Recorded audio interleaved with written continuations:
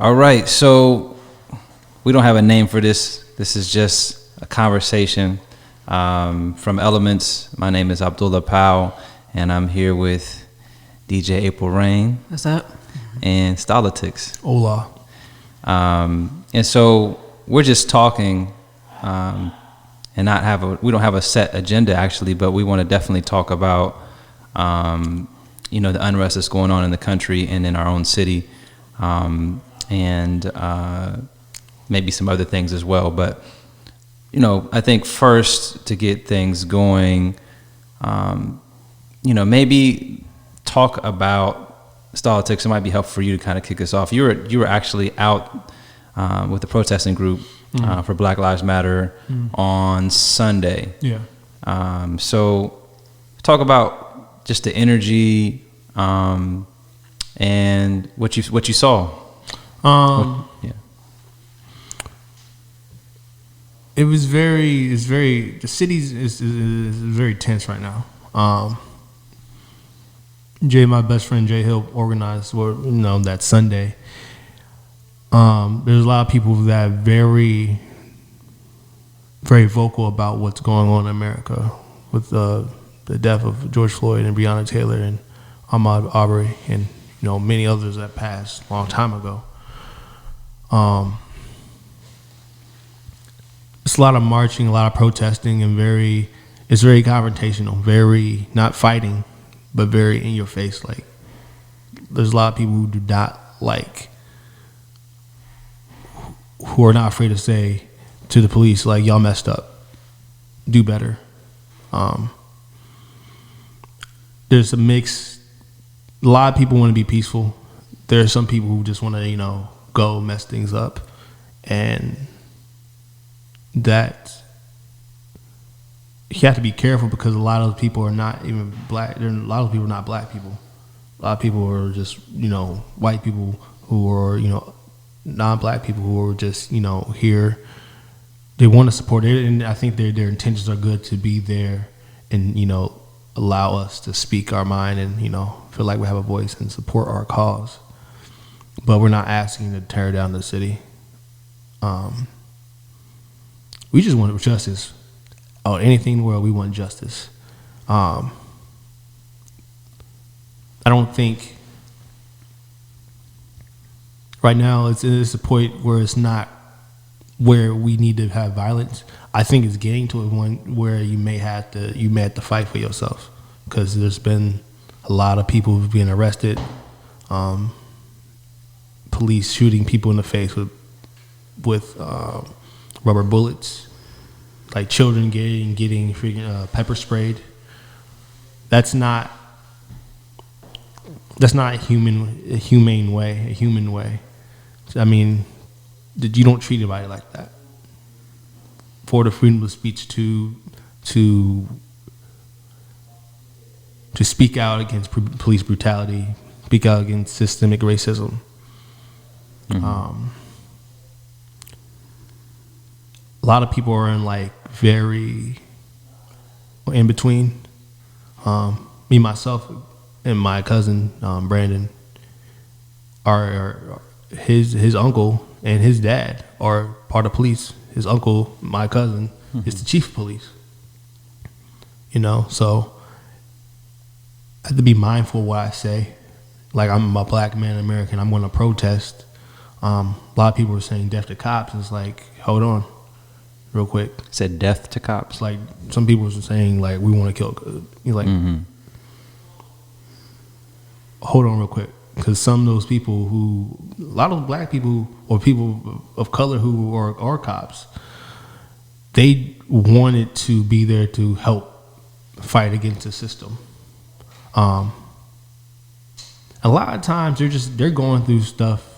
They're doing things they really don't want to do, and they're dealing with the duality of being a black male, but also working inside of the system.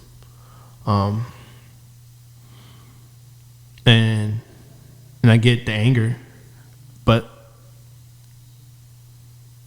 if harm comes to them, that's another black life too, and that's a family that's hurting. And I love my cousin. I don't agree with anything, like some of the things he did to, with the rioters. Some things I felt like, the mayor told him, you should say this. You have to say it to keep, I don't know. I'm not there. I'm just a dude. I work at Element. I'm not in the government. I don't know what's going on behind the scenes. Mm-hmm. But so I think that's why I'm taking away from him. It's like being mindful of what's actually going on. There's a lot of energy being put out in the world, but the main focus is we want justice. And I personally, I don't know what that is right now. I think, protesting, always speaking up is, the right way to go. But like I said before, it's getting to a point where speaking is not enough, But as a person of color, I'm noticing not like the ones that are like, who want to cause ruckus, it's not black people, So it's like you have to tell people that are not non-black, you're like, look, I get it, you want to fight the system, but right now this is our time, and we're not trying to do anything. Most of us are not trying to destroy stuff. If we are going to destroy stuff, like most of us saying, all right, we're going public buildings, but we're not like government buildings or something like that. But don't initiate something when the person you're fighting for is not initiating it.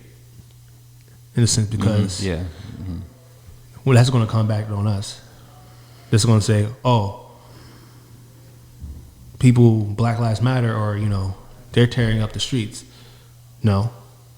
And it's going to be interpreted as black people. It's going to be interpreted as black people. And I'm not saying people that are not who are not black people are doing this, because there are cops who are doing stuff, and people that are not from Cincinnati who live from wherever they're shipping in to, who are professional rioters to go loot stuff, because so they discredit what we're doing is right. Right. Yeah. Creating this discord. Yeah. There's undercover cops who are just in here just to get information. Yeah. Infiltrate everything. Mess up something so they can discredit this movement, discredit this protest. And it's, a lot of it's fueled by what Donald Trump's saying about if you telling governors, if you can't get this under control, you better send in National Guard. And not noticing protesters, but telling fascists or saying racists that they're good people, but you're condemning people who are protesting against police brutality, who are fighting and speaking up for a man who had his head on the ground, his neck kneed on, died because of asphyxiation. So it's a lot of fuel and a lot of weird energy in the world right now. I protested for one day. Me and you yesterday, we went around, and we observed a little bit and just checked out the neighborhood. But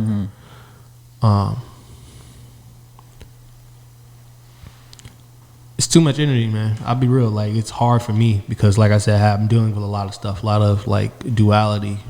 My cousin's chief of police, and it's just a lot of emotional things. I've really been sleeping for 3 days because I've been hearing helicopters. Yeah. And I live in Clifton. I hear helicopters all around and hear, gunshots and police sirens and ambulances 24/7. Yeah, in Clifton, there's been some things damaged as well. Yeah. On Saturday night, they pushed everyone up.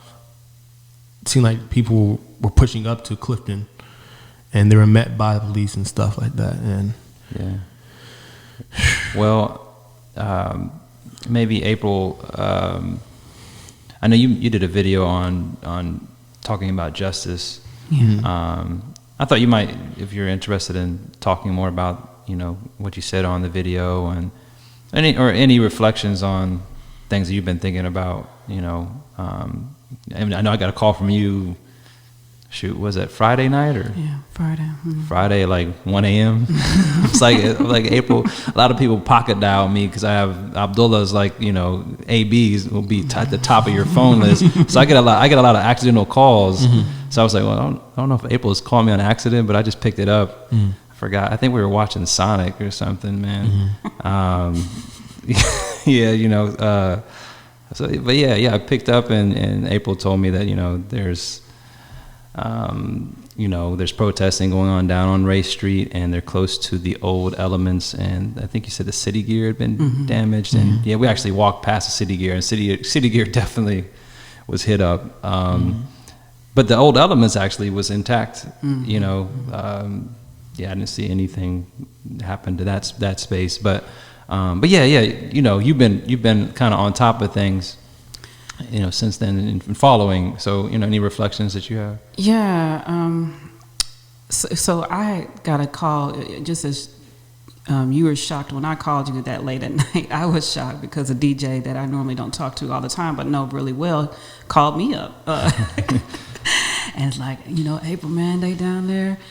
And so, I was, really concerned. And that's why I called you. And also the church I attend is like 1 block up. Mm-hmm. And so I sent them a text, just to put people on alert. But I just noticed for me personally, everybody knows me, I'm pretty cool and laid back, but there was just like this anger, just I guess repressed for so long, just started to boil up, and I had so many questions about what do we do.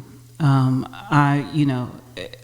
sure had I not, had the kids or whatever, I would probably be down there protesting and doing all that good stuff. But I've been really thinking like we, since we've been in this country, have seen police brutality. Like we've made some strides, but one thing that's been constant is the police brutality. I mean, in 1968 or 18, we've had that. We've all of that, and it still continues. And that's been my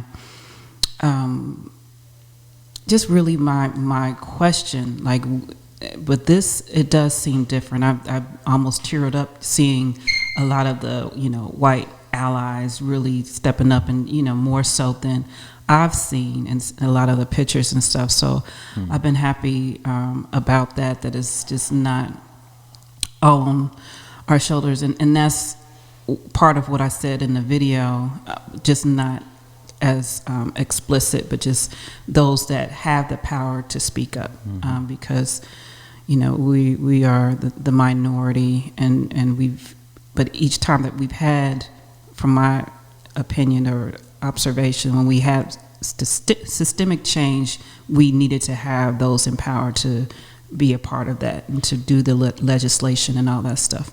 So now that we have more voices that are not just of color, then maybe something will come out of this. What I was about to ask you, Stallitix, was I just want to know, I want to know who is that voice, who are the organizers, the directors of, okay, we need to do this, and that, what happened today with the Black Tuesday, that was cool, but I don't like just waking up and you telling me Right. And I have to figure out why and understand, and then I gotta search and figure out, oh, it's not this. Oh, don't put that hashtag.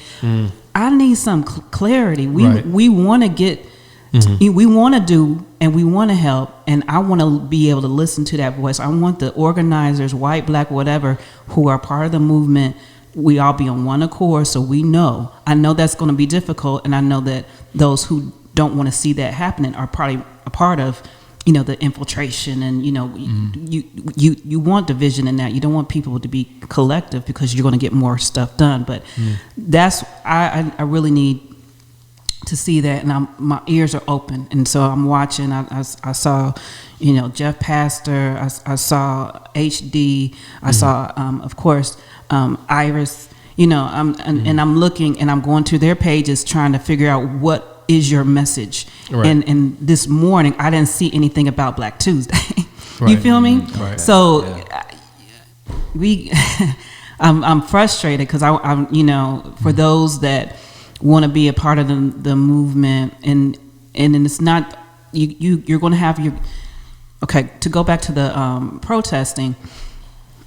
You're going to have your violence, and you're going to have your nonviolence. And usually, unfortunately, and sad to say, when you do have the violence, that's when people tune in. Yeah. And that's when things start to change. It's not good, though. But that's what history has shown us. Right.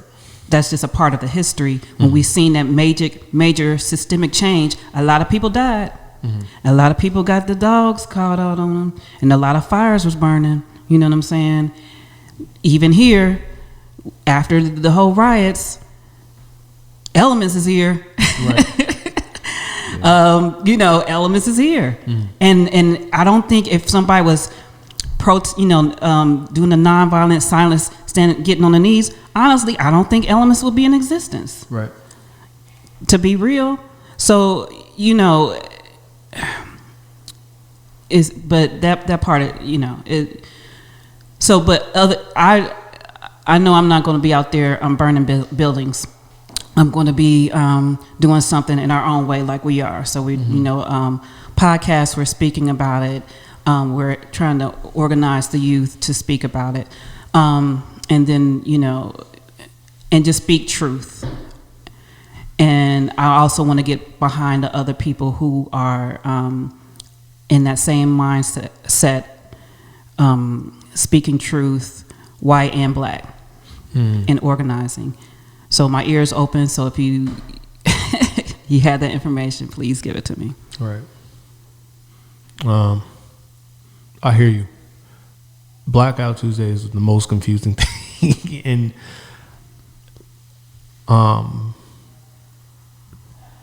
we have as people, as an organization, I think we need to be more dedicated to what we're actually standing for. Like more like, all right, this is what we stand. We're not standing for this. We're not. We can do that another day. This is what we're here for.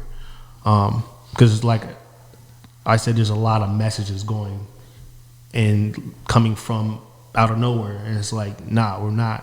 That was not the intention of why we did this thing.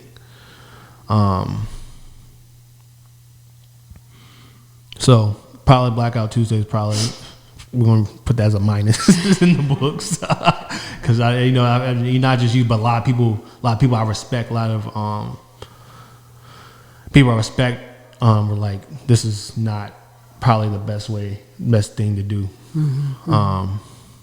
I've been watching a lot of black women, really. What's it called? Black women, just black women. Oh. I've been watching really what they're doing. Oh, okay. Because I feel like black women just on it. They always been just on it. Like they know exactly what. Okay, this. A lot of sisters I've been following. They've been the most vocal. They're out there. They got signs. They're passing out water. They're making sure you're okay. You got a place to stay. Are you hungry? So I'm watching them because one, I think I'm going to segue a little bit. One thing as black men we need to do better as, especially when this happens, is make sure black women have their respect and their voice. Because over time, you know, especially back in the 70s, 60s, black women do a lot of things. Heck, not just a lot of doing, they were propelling a lot of things. And they did not get the respect they deserved. Like, you know, there's still things in, you know, being black and being a black person in America, we have to be better at, like, especially a black male, not to discredit, not to put down the black woman, not to be sexist. But knowing that just watching black women, because a lot of them have, in a sense, they're like the trendsetters of things. And they're very in tune. So that's what I've been getting my information from. Okay. And that's what I say. That's the most vocal. Okay. You know, it's when I was out there, you know, I was seeing sisters like, you know, no justice, no peace. You know, saying the chants, you know, demanding it, not just saying, demanding it. You know, and you know, looking at their Facebook timelines, their Instagrams, it's not just speech; it's the movement. It's I'm preaching what I'm teaching to you. Yeah. So, yeah, just like from this black man, watch the sisters, respect the sisters. We love you, sisters. You're doing a lot, you know. Word up. Yeah. I was just going to say on kind of one thing you said, Apryl, you know, about elements being here. It would not have been here necessarily unless there were the protesting and maybe some violence that was, you know, connected to the protesting. I wasn't around. I wasn't even in Cincinnati when that happened, actually, you know, coming from Columbus. But, you know, the opportunity that I think that exists from a protest like this and from a nationwide and international outcry is that there are people that are wanting to figure out how they can be helpful, that have money, and have dollars and have resources, and you know, there's opportunity for folks that have vision and have ideas during these times, I would think, as an outcome of, you know, this situation. So I think, you know, if you're a person that's listening to this podcast and you have ideas and vision, this is a good time to work on implementing and connecting with the people that you're, you know, because one of the beautiful things of the protest is like you guys were mentioning earlier, like the unity and the solidarity of different, you know, people. It's one of the most beautiful things that's, you know, you can't deny from any protest, you know, and I think now is a good time to be thinking forward about like what's next, because there are people that want to support. If folks have ideas, and the protest is not supposed to be is a means, you know what I mean, to other outcomes. So, you know, folks have to think about those other outcomes. And I know people already probably have these ideas in place, but I think that's going to be really important for there to be like a concrete, you know, outcome from everything. And so, you know, and George Floyd and others who have passed, you know, so, you know, this makes their death definitely not be in vain when there's not only the protest, but, you know, more outcomes that you say like this is what this led to, you know, and you know, more people's lives are being saved because of this, you know. So I don't know. I personally, like, I struggle with I don't have the anger that I think other people have, maybe because it's just so it's so embedded in the country, and you know, Black death from a police officer, or you know, our lives being just, you know, seems like people just look at our lives as being cheaper, and know what I'm saying, like it's, you know, the value of our lives is just you know, people take that for granted. It's been that way, you know. I think it's some sense of immunity that I think that a lot of us have from it, because it just happens so often. And I also don't think I'm totally immune to that. I think it's just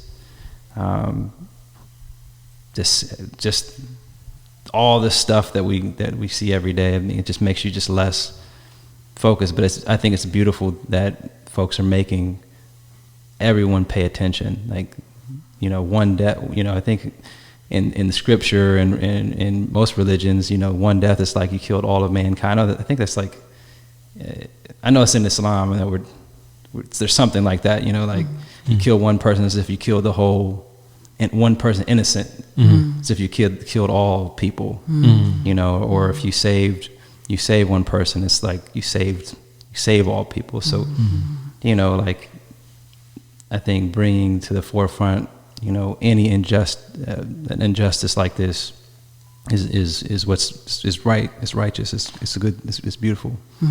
It's necessary. So, you know, that's just a few reflections I had on it. But yeah, I really hope that some concrete things come out, even more so, from all of this. Like you said, elements. This is what 19 years later, almost, since Timothy Thomas was killed. Yeah. You know what I mean? Like, and we're sitting here in this room, and over the Rhine still, you know, with funding and, you know, doing lots of different things. We want to have more impact here, but, you know, we definitely have had a lot of impact. we have a lot of relationships with the neighborhood kids, and, you know, like, this neighbor, you know, you look right outside the window, man, there's need. Do you know what I mean? Like,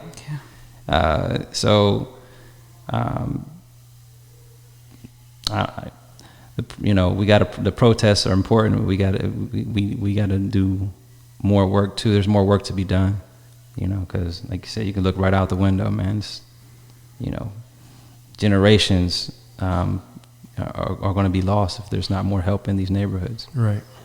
So, yeah, that's I don't know if you guys have any other concluding remarks. You know, we'll probably have to keep this conversation going because it's evolving. Yeah. I know you probably got to get ready to go to the kids.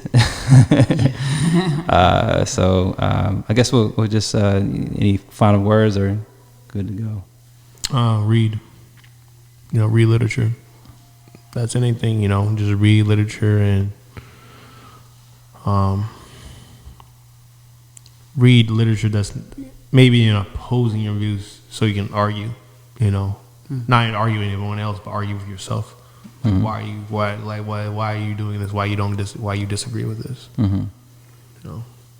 Got any recommendations? Souls of Black People by W.E.B. Du Bois. Anything by James Baldwin. Anything by Maya Angelou. Michelle Alexander's book about the justices. I forget the name. I get the name of it, but that's a good book. Yeah. That's dope. Yeah. Yeah, that's excellent to share, like any helpful readings, you know, poetry, you know, lectures, whatever it is that, you know, we can ourselves here at the table and others that are listening can benefit from, in terms of just expansion of our outlook on everything. And yeah, for our own personal selves, first and foremost, and for whatever else might come. Yeah. Well, thank you guys. I'm not gonna hold April any further. She can get back to her children. All right. We'll see you guys again on the other side.